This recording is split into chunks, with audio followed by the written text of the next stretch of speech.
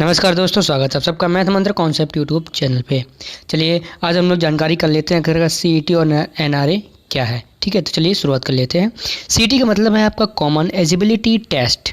ठीक है, ये है आपका एक एग्ज़ाम। ये क्या है? ये आपका एग्ज़ाम है। जिस तरीके से यूपी टेट होता है या जिस तरीके से सी टेट होते हैं उसी तरीके से ये सीईटी होने वाला है। ठीक है, चलो अब क्या होगा। एक एनआरए, एनआरए आपका नेशनल रिक्रूटमेंट एजेंसी। ठीक है, यानी कि जो सीईटी है, सीईटी परीक्षा को एनआरए यानी कि नेशनल रिक्रूटमेंट एजेंसी करवाएगी।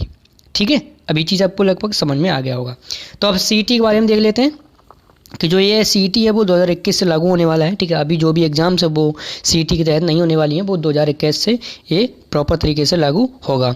इसमें एसएससी, रेलवे और बैंकिंग शामिल होंगे, यानी कि इसमें एसएससी, रेलवे और बैंकिंग लेवल के जो एग्ज़ाम हैं वही शामिल होंगे। ठीक है, इसमें अभी गवर्नमेंट ने ये भी कहा है कि जो राज्य लेवल के एग्ज़ाम हैं उनको भी यहाँ पर जो सीईटी है, सीईटी में शामिल कर सकते हैं राज्य सरकारें भी। ठीक है, लेकिन अभी फ़िलहाल जो है वो एसएससी, रेलवे और बैंक के बारे में ही ये बताया गया है। अब इसमें और क्या है कि भाई प्रतिवर्ष 2 सीईटी एग्ज़ाम होने वाले हैं। ठीक है, तो यानी जिस तरीके से आपने देखा होगा कि सी टेट होता है, वो एग्ज़ाम होता है वो 1 जनवरी में होता है और 1 दिसंबर में 1 जनवरी में होता है, 1 जुलाई में होता है। ठीक है, ऐसा कुछ होता है। और इसी तरीके से आपका सी टेट जो सेट है वो भी होने वाला है, यानी कि 6 महीने में होने वाले हैं, 1 साल में 2 बार होंगे। ठीक है, अब इसको पास करने वाले को एसएससी, बैंक और रेलवे के प्री एग्ज़ाम पास करने वाले मान लिया जाएगा। देखो जिस तरीके से हम लोग क्या होता था, पहले हम लोग एसएससी का या हम लोग रेलवे का, ठीक है, या हम लोग जो बैंकिंग का प्रीलिम्स देते थे, अब हमको वो प्रीलिम्स नहीं देना पड़ेगा।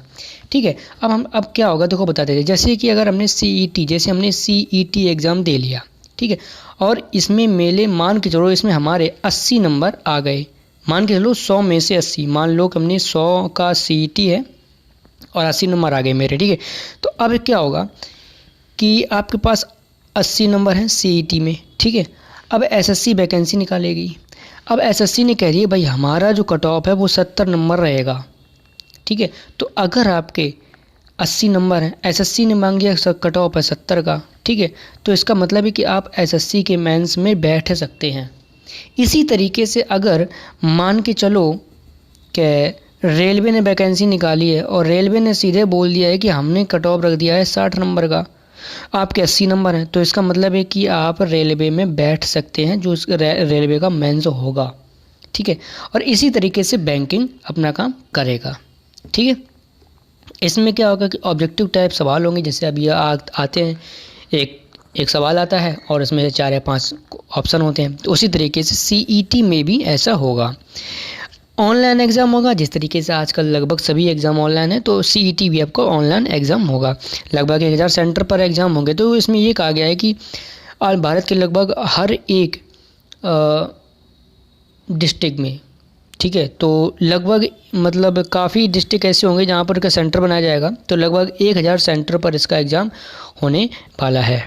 ठीक है, सीईटी में अब 12 भाषाओं में पेपर आएगा। देखो अभी तक क्या होता था कि अभी तक लगभग 2 भाषाओं में पेपर आता था, जैसे कि हिंदी और उसके बाद में इंग्लिश। ठीक है, हिंदी और इंग्लिश में आता था, लेकिन अब ऐसा नहीं होगा भाई। अब ऐसा कहा गया कि भाई अब 12 भाषाओं में इसका एग्ज़ाम पेपर आने वाला है सीईटी का। ठीक है, और स्कोर प्रीलिम्स के बराबर होगा। ठीक है, तो वही तरीका है कि जैसे हम लोग पहले एसएससी या रेलवे का, बैंकिंग का जो प्री देते थे, फिर मेंस देते थे, तो अब हमको क्या होगा सीईटी पास करने के बाद में। ठीक है, सीईटी में आपने अगर पास कर लिया सीईटी, अब पास करने का मतलब क्या है, मान लो सीईटी आपका 100 नंबर का है सीईटी और आपके 80 नंबर आ गए हैं, और मान लो बैंकिंग ने